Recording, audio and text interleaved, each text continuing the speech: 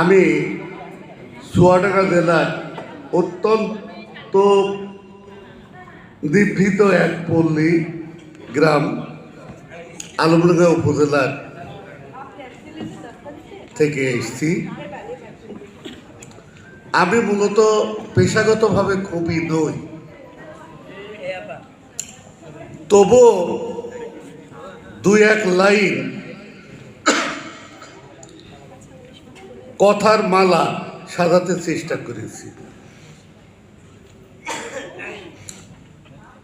জানি না আমার এই কবিতা আপনাদের কতটুকু হৃদয়গ্রাহী হবে, তবুও আমি আবৃত্তিকারও নই, ভালো লেখকও নই, ভালো কবিও নই। তবুও আমার কবিতাটি আমি আবৃত্তি করার চেষ্টা করছি। আমার কবিতার নাম আমার কবিতার পংক্তিমালা, মোহাম্মদ আব্দুল মালেক।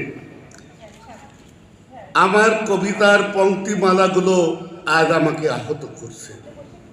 চেষ্টা করছে আমার হৃদয়ের অব্যক্ত কথার মালাগুলোকে একটি সুতোয় সাজাতে।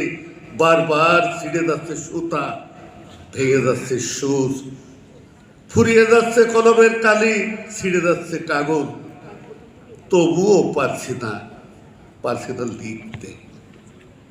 আমার হৃদয়ের অব্যক্ত কথার মালাগুলো আজ আমাকে খুব যন্ত্রণা দিচ্ছে, ব্যথিত করছে আমার হৃদয়কে। আমি আহত হচ্ছি।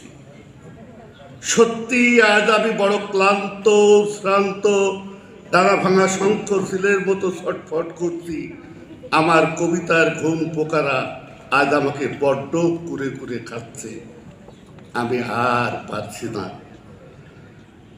না আমার কবিতার মালাগুলোকে একটি সুতোর মালায় সাজাতে। ধন্যবাদ সবাইকে।